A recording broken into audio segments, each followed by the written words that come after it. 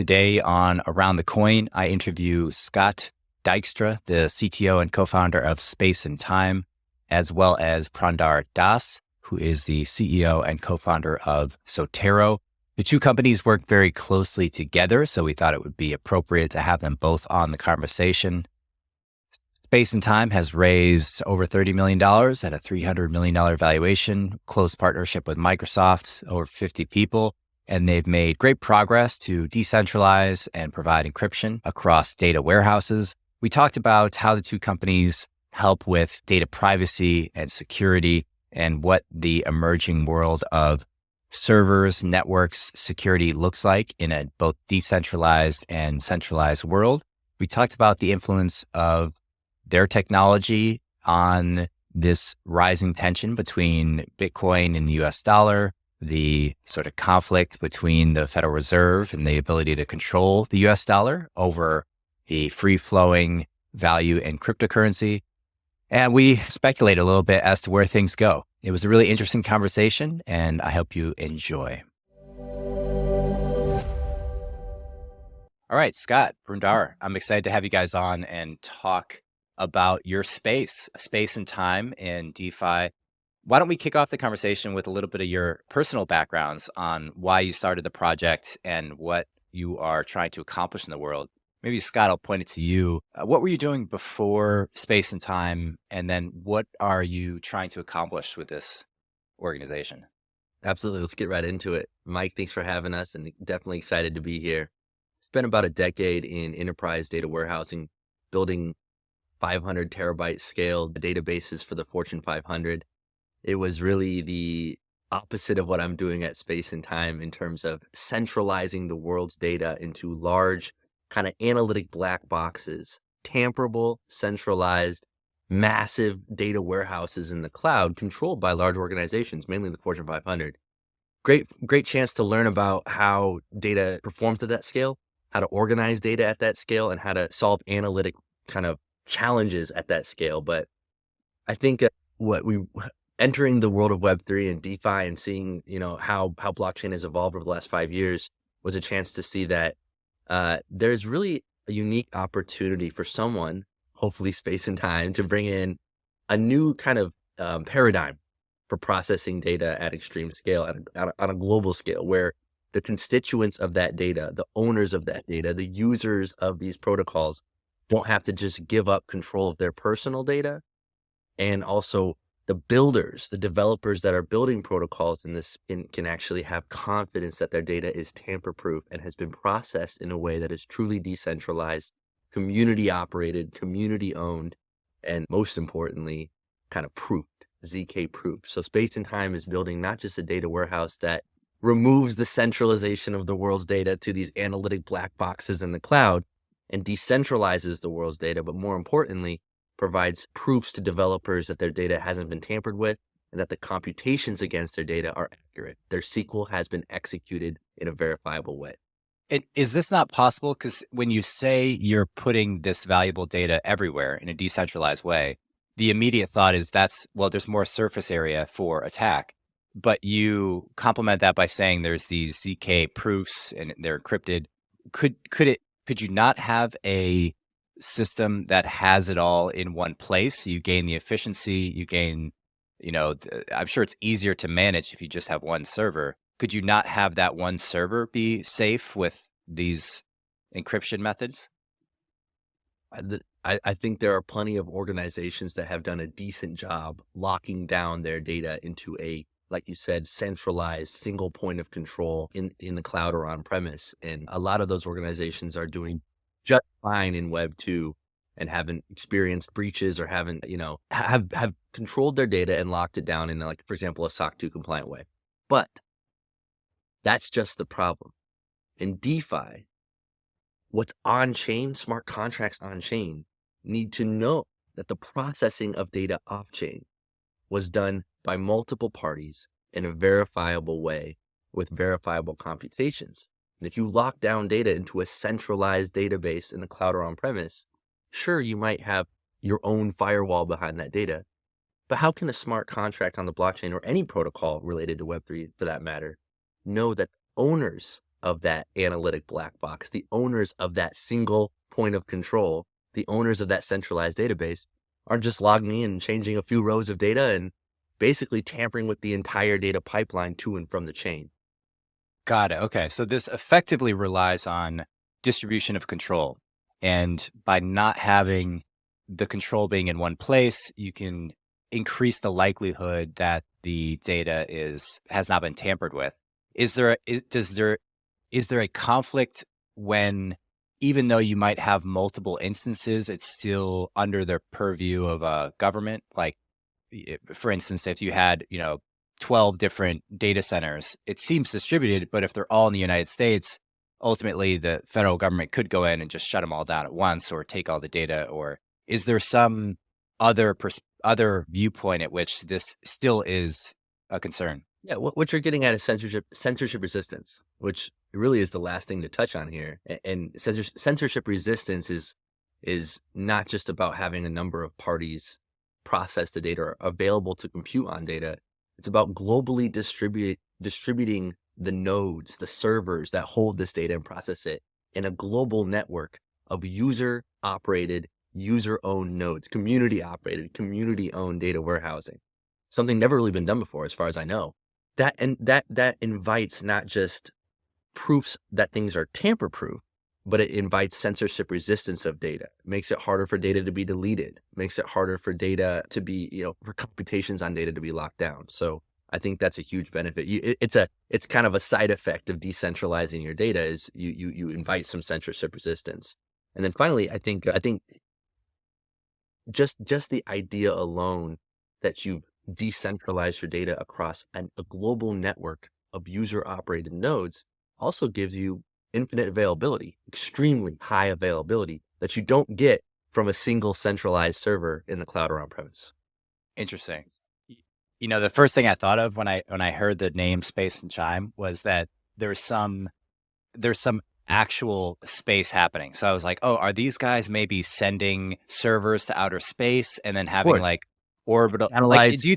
What do you think? What do you think about that? I mean, do you think that's in the next 10 years where there'll be data centers in space because that's resistant to government intervention? I think the cost per compute would be a little high, right? Where everyone's very, very at extreme scale when processing terabytes or even petabytes of data. Most organizations' first question is, what the heck is that going to cost me? So I think if you move that data center up to space, maybe those costs would be challenging. But hey, there's plenty of use cases for it. We see Starlink orbiting the planet every night, look up at the stars, and you see a line of satellites bringing internet to the globe. And if I'm running a query in the outback, theoretically, I could be on my phone on Starlink in the outback, executing queries and getting back answers from space and time. So, I mean, crazy idea, but I love it. Yeah. I mean, if as long as you had the solar panel set up and you had the capacitors to store energy, there's plenty of energy up there. You just need to ship these things up there. Purandar, I'd love to hear your thoughts on the company. So you guys have raised 30 million. I saw roughly 300 million valuation last year, 50 people, Microsoft got involved. What do you view the strategic direction of the business going forward? So Mike, I'm the founder of Sotero. We are a Boston-based startup focusing on data security. The early parts of this conversation, I think you kind of touched on a lot of the reasons why we started Sotero. The centralized database or data warehouse where a lot of data is moved into. Security, in some ways, it's operational today, but not really effective or efficient. And the challenges with trying to move data into a centralized location is obviously you're attempting to build a very secure location that has very limited access. Limited access itself is a problem, right? If it's data, it needs to be available broadly for access and use. That's the value of data. So trying to put this into a centralized location, limiting access goes against what you want to do with your data. That's fundamentally one of the challenges. The other one is the latency. Data is valuable when you can operate on it and act on it as quickly as possible. Any latency diminishes the value of data. Current security products don't really enable you to achieve business outcomes in real time. They put barriers. Sorry, let me just take a step back for a second. So just to be clear, you're running a company called Sotero, separate from Yes. Time and Space and Time. Yeah. maybe give me a little background on how these businesses overlap and how you got here. Yeah, so I mean, my background is very similar to Scott's. I built data warehouses, but from a different perspective. I work for marketing companies that enable businesses to market to people. So we build all those petabyte size databases that are responsible for a bulk of the messaging you receive, whether it's on the web, direct mail or email, text messaging. We were doing all of those. It's great for businesses to drive revenue and opportunity, right? But when you look at it from a perspective of consumer privacy or even privacy and security, there's very little of that there. You're essentially kind of building platforms that violate privacy or security. And looking at it from a technology perspective, really, there weren't many solutions, or there weren't any solutions that enable businesses to operate, but still enable consumers' privacy to be respected.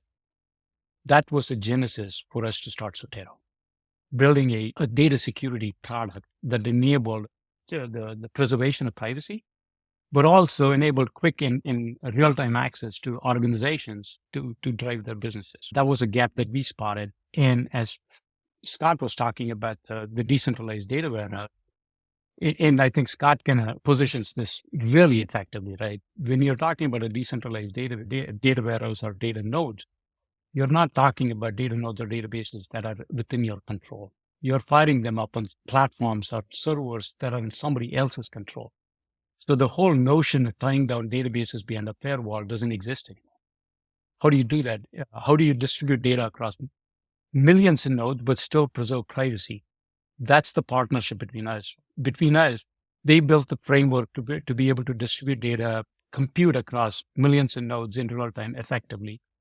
We kind of give them the capability to preserve the privacy and the security of the data across those millions of nodes. That's the partnership. Yeah, one of the reasons I'm so excited to have Purandar and the Sotero team supporting Space and Time is we really couldn't do this without them. What Purandar is highlighting is that Sotero enables Space and Time to be a truly decentralized data warehouse while also maintaining privacy and encryption, as Purandar so elegantly put it. On the blockchain, most data is public. Sure, there are encrypted keys and there's encrypted data sets that a smart contract can decrypt. But in general, we think about blockchain data as a public data set. We think about decentralized data as public data. And there are plenty of Space and Time developers, our customers, our partners, our developer community that are building with public data. And we encourage that. But simultaneously, there are plenty of customers, partners, and developers in this space that don't want all or some of their data to be public. They need privacy in some cases. Think about like risk scores or credit scores that are going on chain. Think about financial markets that involve private third parties and auditors think about proof of reserve and exchanges and banks sharing private information and public information. I think there's a use case for both. We highly encourage public, unencrypted, fully world access data. That's great. We want open source data. But at the same time, there are plenty of use cases. Healthcare, for example, HIPAA compliance, where data cannot be public. And if you want to bring those use cases on chain, what do? Well, you need a way to connect all that data to the chain, to smart contracts. And how do you connect it to smart contracts? In a tamper-proof or ZK-proofed way? Well, Space and Time. But if Space and Time is a global network of decentralized nodes, who are operating those nodes? Well, a global community of miners, of node operators, just like Ethereum, just like Bitcoin.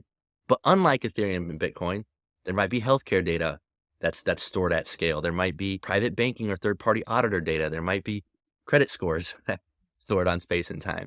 And that's where Sotero comes in. Sotero allows us to encrypt that data in the database itself, not just on the disk, but actually at the column level, encrypt that data before it's sent out to this network so that the operators of these nodes can't manipulate, steal, or unencrypt that data and kind of use it for non-compliant purposes. Okay, that was a good explanation. Let me ask maybe what's a dumb question, but why would I'm trying to get a better sense of like the boundary condition here. So why would Space and Time not have a function or feature to encrypt the data on the, like you said, the column level in the database? Oh, well, this is one that Purandar's going to have a great answer for, but I'll give a really quick answer and hand it over to him because it's really, really hard. Okay. Space and Time is tackling enough massive challenges as it is The last challenge that I want to go tackle is in database encryption. Well, we're not talking about on disk encryption. Sure, that's solved. A few lines of code and a few Python functions and we can encrypt on disk. The cloud, Amazon, Google, Microsoft, they all encrypt on disk. What Purandar has built is something truly unique in that it actually encrypts data at the column level in the database, which is extremely challenging to do. I'll let Purandar And tackle just that. before you even dive in, just to clarify, on disk versus on column or on database, this means like the data itself. If I have access to the database, if it's encrypted on disk, that's less desirable because I can still see the data in the database. But Exactly. it maybe help me better understand that. So, Mike, I mean, you put it very well, right? I mean, it's widely misunderstood. People say we encrypt our data on disk and we're good. It actually does nothing from a database or a usage perspective, because when somebody accesses the database, the data is completely visible. The on-disk encryption is preventing somebody from making a copy of the disk or making a copy of the file. Beyond that, it provides nothing. The flip side of the challenge is when you encrypt attributes or columns within the database, you immediately lose functionality because you can't run queries on data. Our patented technology is the ability to run queries on encrypted attributes. So you lose no functionality, you lose no performance, but you preserve the privacy or the security of the data, because now somebody logging into the database without authorization sees nothing. And That's so, the value proposition that we bring. is this basically, and maybe it's difficult to explain this in basic terms, but is your algorithm it's an algorithm to decrypt the information and run a query and then re-encrypt it? So No, how can you run a query on encrypted that's the data? big difference. The how can you run a query question is academically answered fairly easily, right? There's a notion of encryption, a homomorphic encryption that in theory provides the ability to query any encrypted data. The problem with homomorphic encryption is that it's performance intensive and really not practical at all. Several universities and organizations, the big ones, have all tried it, but have not been able to crack that problem. We actually, that's where our technology lies. That's where our patent is. And we've been able to develop technology that enables the querying of encrypted attributes without the need to decrypt them. So in our scenario, you have database in one of those nodes. You have a database that's hosted on a node. You have data in there. We've gone in there and encrypted the attribute. The queries running against that will run on encrypted attribute. They don't need to decrypt it to actually run a query.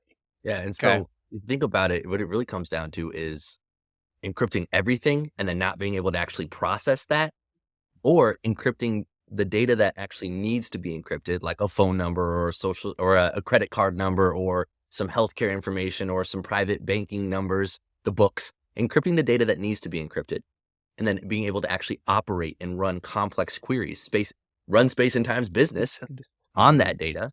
That's very different than just encrypting on disk, where everything gets unencrypted before you process it, and then it kind of defeats the whole purpose.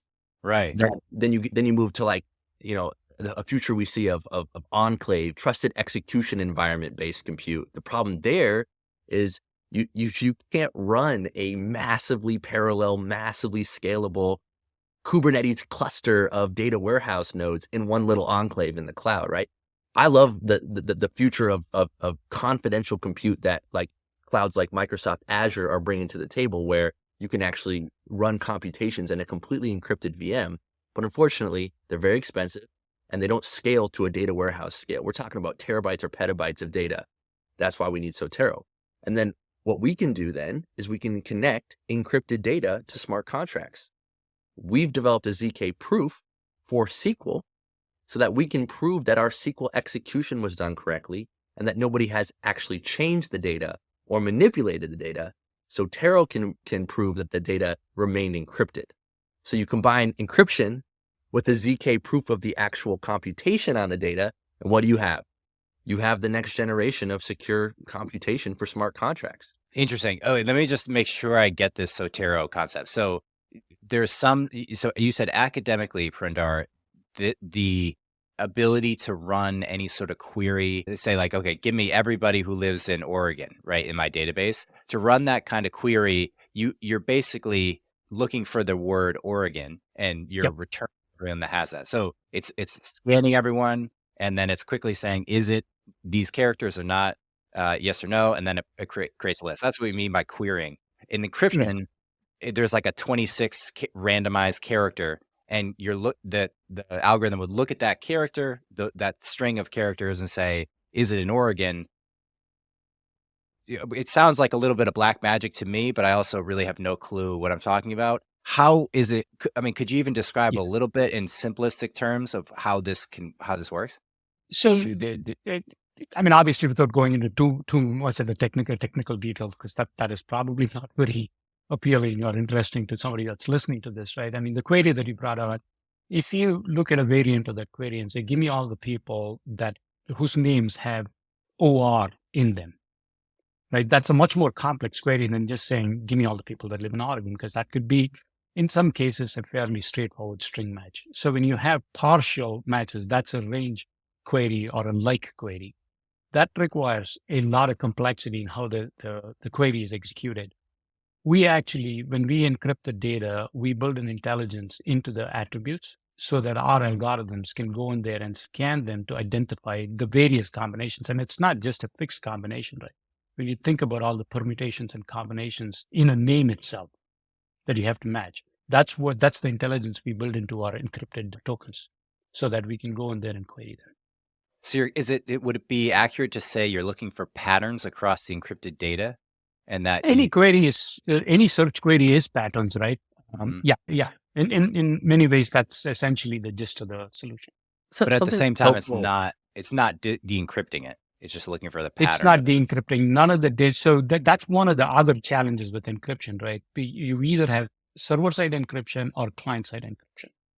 Server-side encryption is what you're saying. It's like decrypt the data, stage it, plain text, run the query, get the results, and then encrypt the data again. That's a lot of overhead and really provides no protection because you don't think of databases that are sitting idle, right? They're being used all the time. So the data, for the most part, is staged in plain text.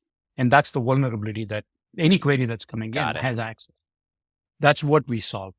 Something that's helpful to understand too is like Space and Time set out to connect SQL query results directly to smart contracts in a tamper-proof way, in a decentralized, trustless way. Thankfully, SQL, as complex as it is a kind of a limited scope. It's a walled boundary. It's not just arbitrary compute. It's not like, I can't go write like a, 4,000 Python script that has just an arbitrary computation. SQL does have a kind of a limited set of computations, where clauses, aggregations, group by, sorts, order by, those kind of aggregations, filters. It's got a walled boundary of the different types of computations it does. Thankfully, that allowed Space and Time to develop a novel ZK proof, literally ZK SQL proof. We call proof of SQL, that proves that our computations were done correct.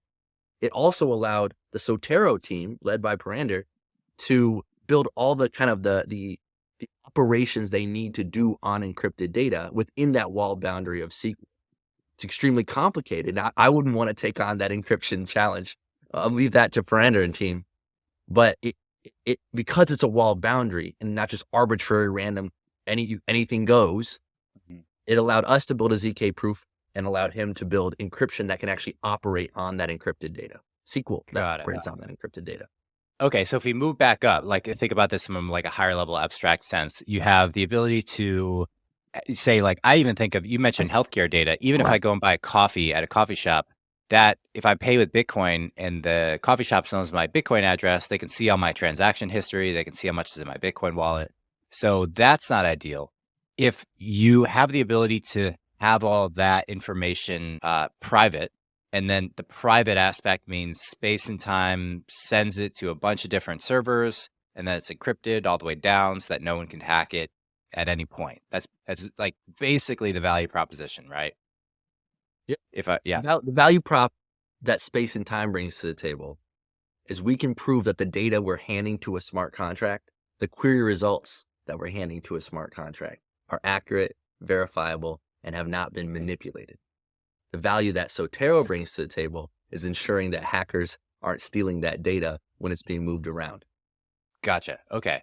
And so the primary, when you think about this and you get excited to build this feature, who do you immediately look at and say, you're going to benefit? Is it Microsoft when they host like big servers? Is it future companies that have yet to be built? Who's like the first low-hanging fruit customer you approach? Maybe. No, let me take a shot at answering that question. I mean, I think part of what we've not discussed about, and I mean, Scott has it in the back of his mind, what they're building is going to be the future of data warehousing, if that's even the right phrase for it. The whole notion of centralizing or data collection, putting it into a centralized server, processing it, getting the results and applying the results to some system that's not connected to it, I think it's going to go away. The amount of effort, compute, resources, and effort, time involved in data collection, but cleaning it, processing it, staging it, operating it, running analytics on it, and pushing the results out is not sustainable given the volume of data and the amount of devices that are popping up. A framework like what Space and Time is building is the future, whether it's for smart contracts today or decentralized data warehousing in the future. That's the paradigm that's going to emerge out of there. So keeping data secure across the entire transaction is critical, which is what the Space and Time platform provides. Keeping data protected as it's stored and operated on is what we bring to the table. Got it. Okay. So I'm clear on that. Does it have to be, do you use the word decentralized? I mean, you have it right in your description, or is it just redundant? I mean, if you had 3 data warehouses that each had the same information on them, is that decentralized? Is 2 decentralized? Like, what do you think realistically we converge at? Is 100 like? Yeah, I think that's a very valid question. What we set out to do and what we're going to continue to do all throughout this year is add more and more user-operated data warehouse clusters across the globe. I don't think 3 data warehouses, all owned by Space and Time Inc., is decentralized. To your point, that's redundant. And a lot of folks would, in the space, wrongly probably call that decentralized when you just have a few nodes in a little mini network, and that's a private network. That's still very centralized. What we're building is something that's community owned and operated, like Ethereum, right? Where anyone across the globe, Mike himself, can spin up a Space and Time cluster, either in his own data, either in his basement or in the cloud, right? And then contribute that cluster back to the Space and Time network and receive a token payment, a token incentive for the work that his cluster does. What we aim to have is a couple hundred nodes at least across the globe, in the same way that like Polygon might have a couple hundred validators across the globe, as an example. I think a couple hundred is enough to begin censorship resistance. It's not perfect, certainly not Ethereum or certainly not Bitcoin level of censorship resistance. I think there's still challenges there. I think there's further decentralization needed, and that's where the ZK proof comes in. We realize that just having a network of user-operated nodes across the globe is not adequate. There's another technology you need to add on to that, which is a zero-knowledge proof that the computation of all those 200 clusters across the globe are doing the right computations, are not manipulating the data. And when we send data to smart contracts, especially, we have to be 100% sure that we're sending the right data, because there's value at stake here. A lot of these query results that we're sending to smart contracts are like who should receive a lending, or who should get a loan on chain, who should get a decentralized lending opportunity. Things like what's the price of a crypto option, of a perp or a European settled option. Things, hell, what is the price of an actual asset itself? And if that price is wrong, or an aggregation on that price is wrong, it's gonna mint value on chain for a hacker. What I'm getting at is having just a global network of decentralized nodes solves half the problem. A ZK proof solves the other half. And then we realize, there's still a third issue, which is data privacy now. Well, everything I just described works great for public data. Now, finally, we bring in Sotero to solve the last piece of this, which is not just public data, but also do all these operations on private encrypted data for the enterprise. Okay. And who today, as it stands, I both want to ask you kind of 2 questions. One is, and they dance together. Really, I want to know, like, how far along are you guys in like real world value delivering? And then who loses? Like, what's the old technology that is going to, fight and kick and scream on the way out? Is it like Google and Amazon, AWS? Is that, or do you view them as like they're going to become more competitive? Help me walk through like the landscape of how is this going? What are the competitors? And Yeah, thanks, Pat. I mean, we are working with some of the largest pharmaceuticals, some of the largest telcos, and some of the financial services companies, all around preserving the privacy of data of attributes in a database, but to be very simplistic, right? Use cases span across protecting clinical trial data that's being shared, both internally and externally, GDPR compliance, the residency requirement of enabling organizations to collect data in the EU, store it in the US, and be confident that they're not going to be under pressure either from administration or from their consumers of keeping the data protected. We also enable revenue analytics for one of the largest telco companies, where they collect petabyte amounts of data on a monthly basis that they run revenue analytics. And so you say you're working with, is that you have like 10 customers paying like 10 grand a month kind of scale? Like, can you mention revenue or customers, or how are you? I mean, think of $1 million relationships on an annual basis.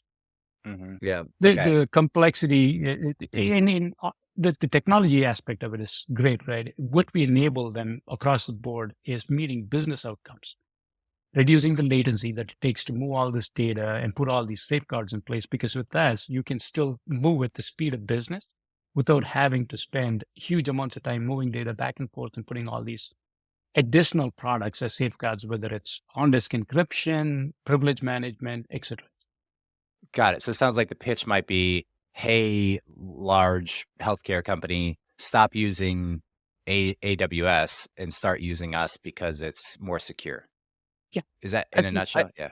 I think something that helped me understand the value prop of Sotero when I first started talking with Purandar and understanding the incredible technology they built is, I was like, hey, these centralized analytic black boxes that are centralized databases.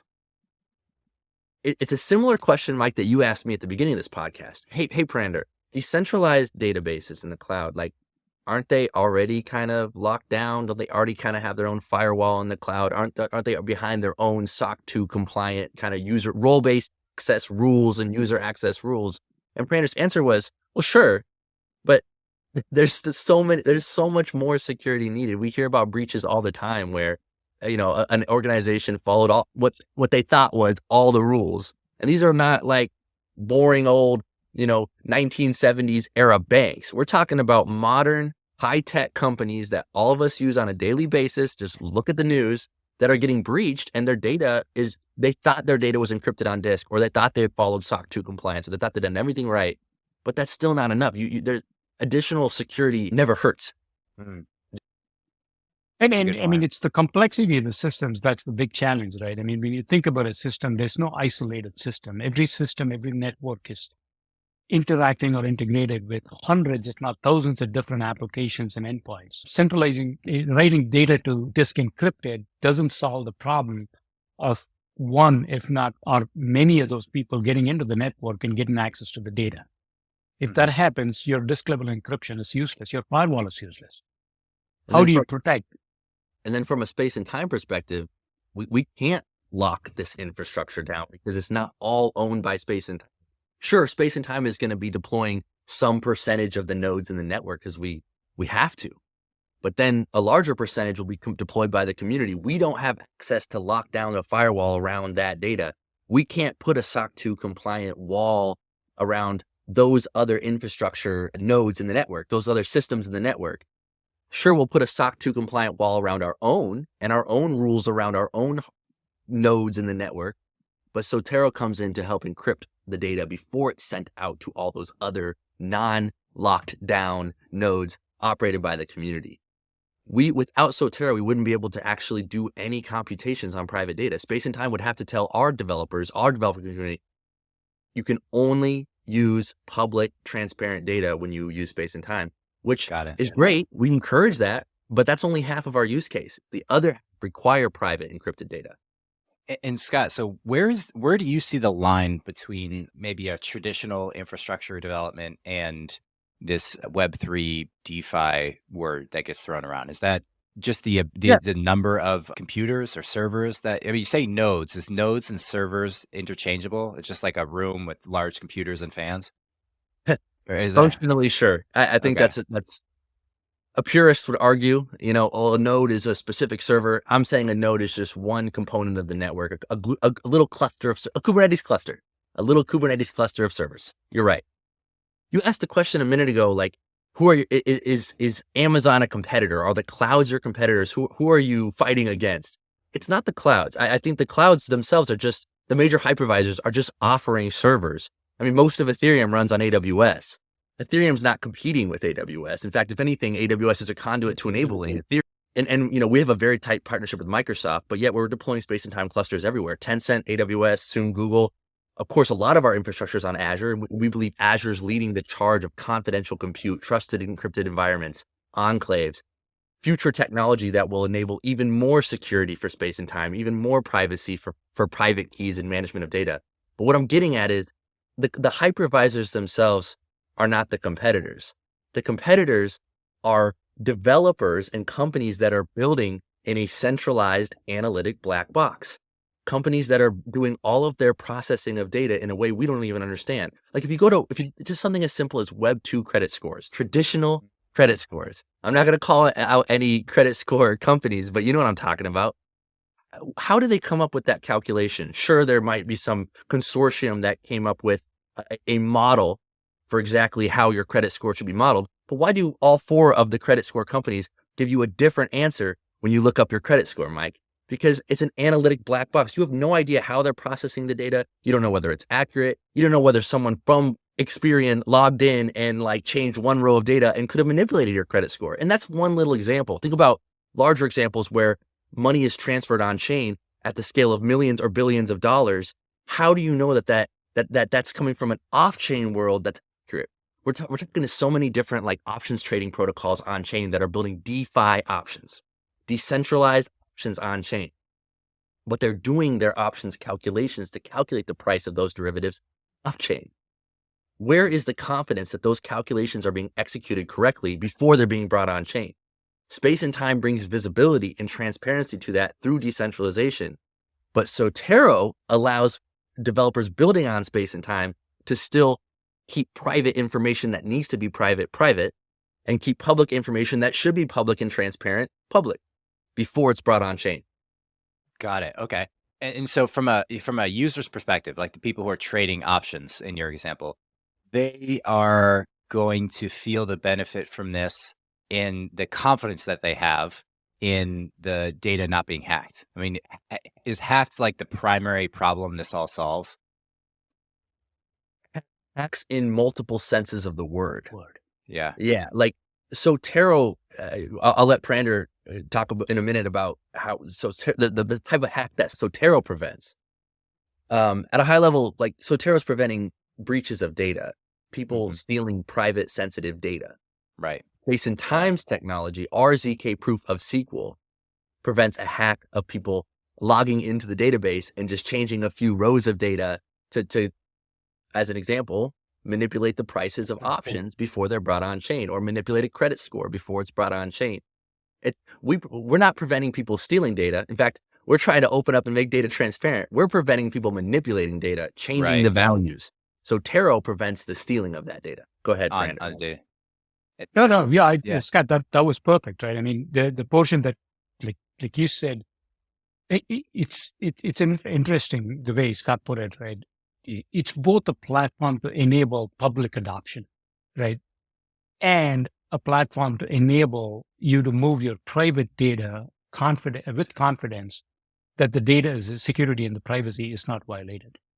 They kind of like conflicting objectives, but that's essentially what the partnership here is achieving.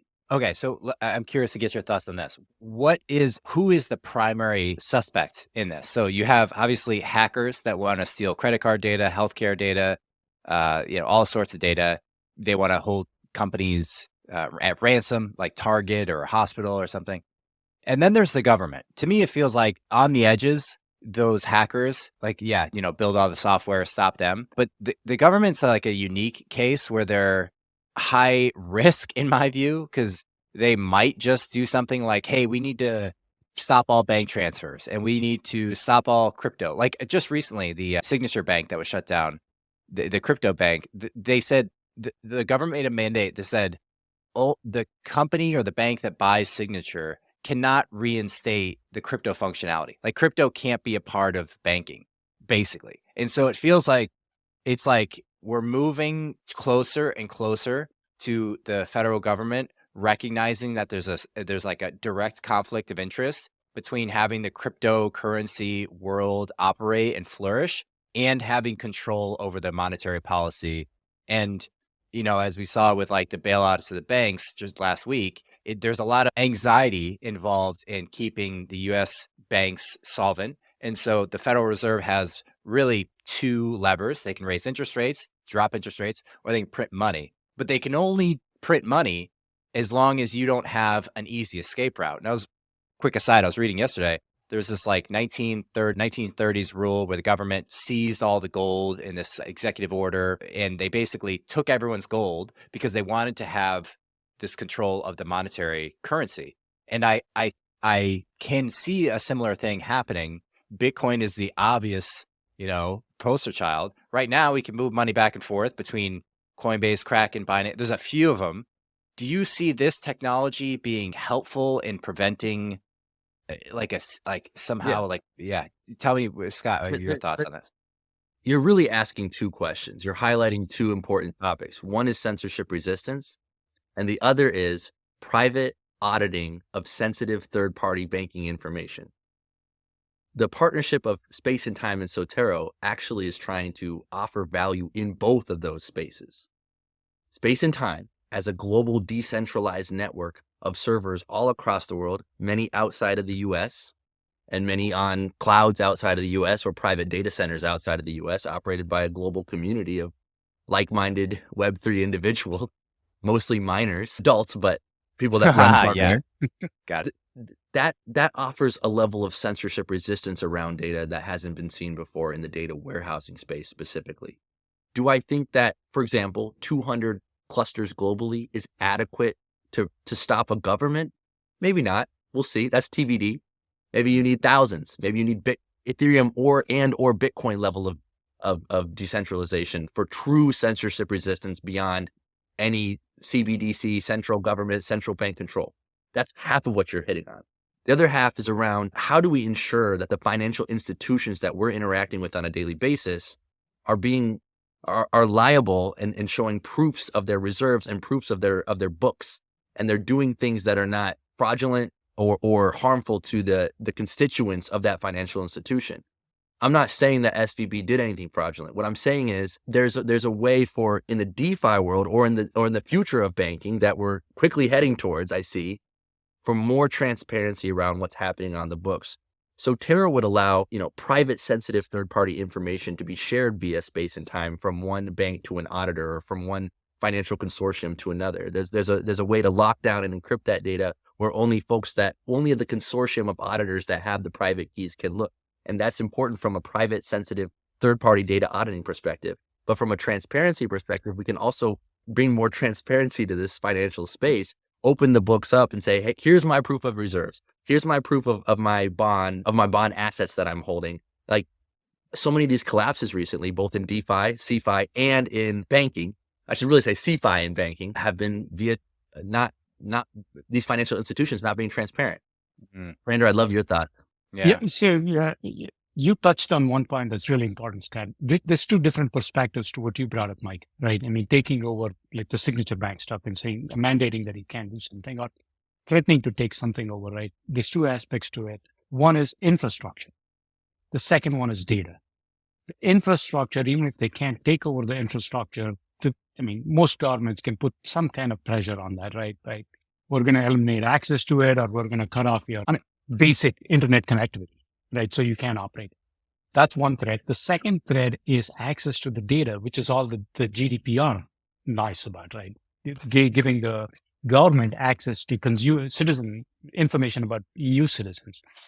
That piece of it is what we also solve through this, right? That access to the data is essentially driven by what Scott brought up. It's the private keys or the encryption keys. In our solution, the encryption keys or the keys are owned by the owner of the data, not by the service provider, like with a Microsoft or with an Apple, where the government can go to Microsoft and Apple and force them to decrypt the data so they can get access to it. What we do is saying, you're the owner of the data, you have the keys. You're going to be the one that's making a decision on whether you want to share this with somebody or not share this with somebody. So even if somebody got hold of the infrastructure, whatever authority it is, does not have access to the data. Got it. Okay.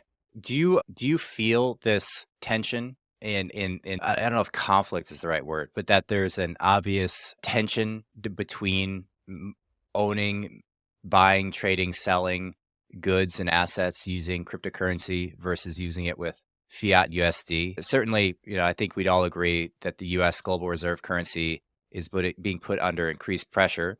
People outside the US have far less incentive to even hold USD because they don't pay taxes in USD. I mean, one thing, if you live in the US, you have to have USD in a bank account. You have to pay taxes.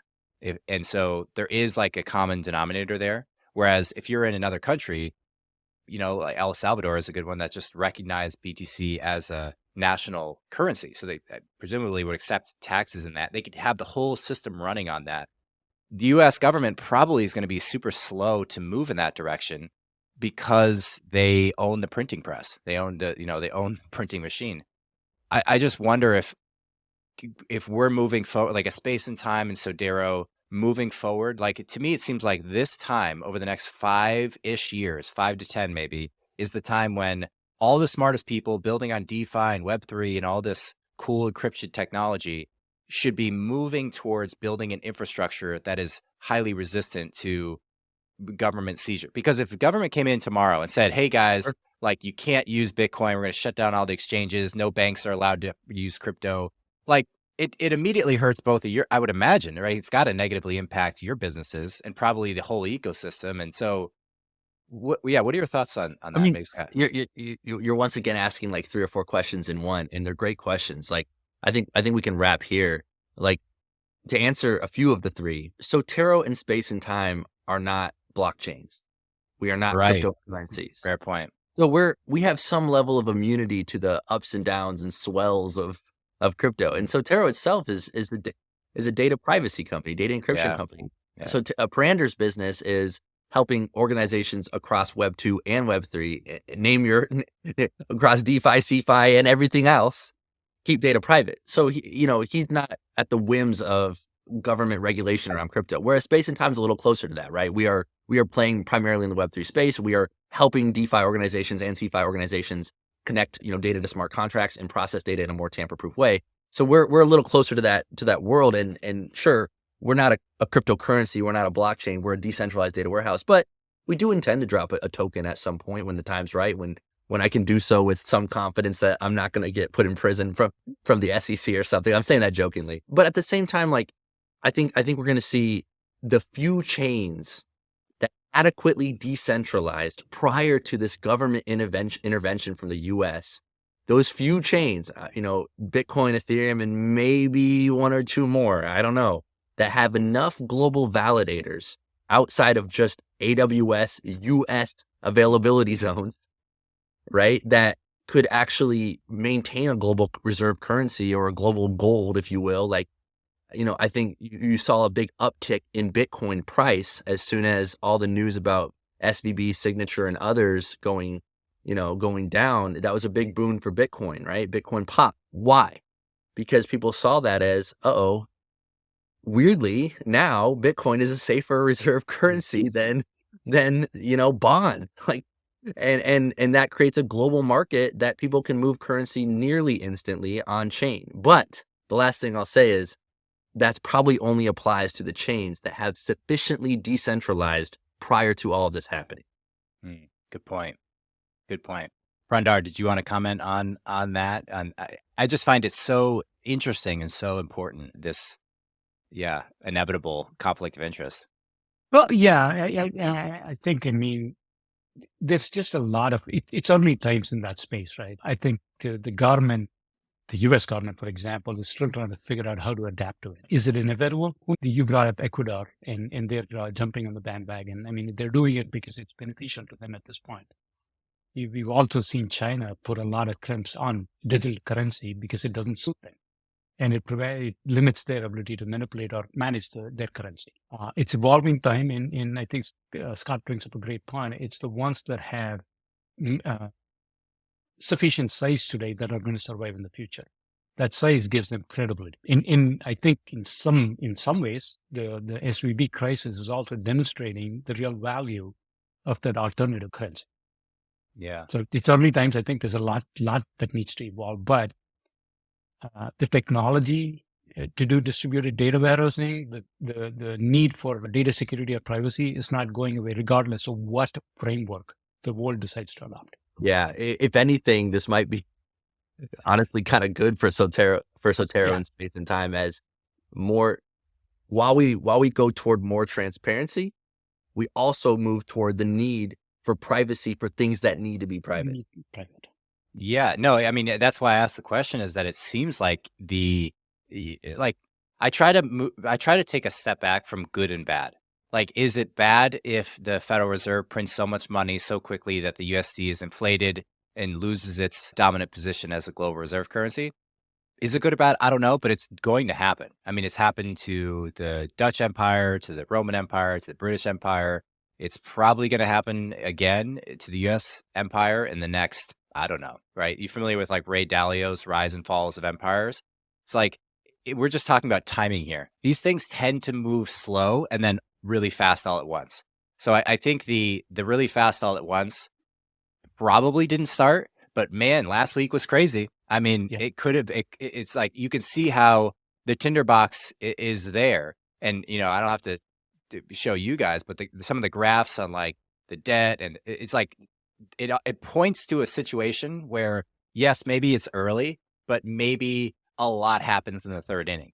And I like to think of these things as like, you don't know what's going to happen, but you can fairly accurately understand the high level incentives because they don't change very fast. Like the Fed has like 2 levers. It's not overly complicated. The second order effects are quite complicated. Maybe the political landscape changes and that introduces more complexity. But at the end of the day, regardless of what political parties in power, there still is a desire of the centralized government to maintain control of the monetary flow. And that's why I just think, like, what are we doing enough? Like, am I excited about the progress on the DeFi front that at least preserves the freedom of money, right? Like, this country was started on the premise of freedom of speech because, in Britain, like, they had a king and you really couldn't say what you wanted. And so, like, freedom of money might be. I think you're bringing up valid points, and forgive my interruption here. Yeah. But, it's a roller coaster of feelings and emotions from different political groups in the United States, right? Not everyone is pro-crypto and not everyone is anti-crypto. There's different parties that have different viewpoints, different motivations. And I think your whole, like, what you're bringing up is like, we were founded on freedom of speech. Why can't we have freedom of currency? I kind of get it. Like, I want DeFi and CeFi, frankly, to boom. I believe in Web3.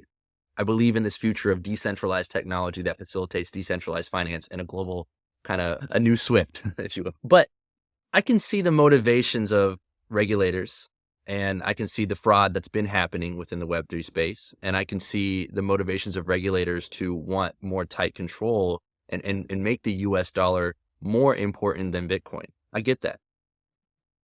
I think as political parties move left and right and fight and change and things, there's going to be a roller coaster. DeFi is not going away. It may temporarily be potentially even outlawed in the US for a short period of time before that changes back the other direction. Globally, DeFi has won. Bitcoin and Ethereum have decentralized. They have adequate censorship resistance. They are not going away. In the US, for a short period of time, TBD.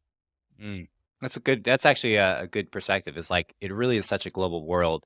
And these things aren't going to happen all at once. Even if the US puts pressure on other companies to say, hey, you also have to ban Bitcoin mining, I mean, do you see, Scott, in that scenario that the U.S. global influence could expand to be a significant threat? Obviously, if it just was in the U.S. borders, but realistically, they would put pressure on. Sure. Yeah. Look, anything's possible, but my opinion, and humble opinion, is that anything's possible for a short period of time before it swings back the other way. True. And with that, Mike, it's been an absolute pleasure talking, and I appreciate all the great questions, both on the tech side and on the commentary on what's happening in crypto right now. Because it's on one hand, it's a little terrifying. On the other hand, it presents an opportunity for us to, when things swing back the other way, really fix things when they swing back the other way. Yeah, absolutely. Yeah.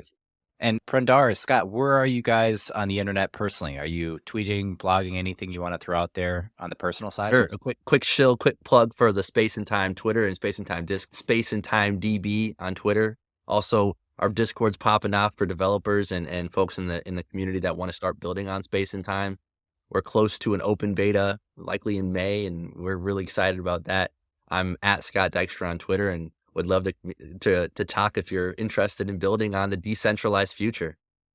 Sweet. And Purandar, we'll have all the links to the company in the show notes. I'm sure similar to Scott there. Did you want to mention anything on the... Sure. Company is at Sotero Secure, and I personally am at Das GP.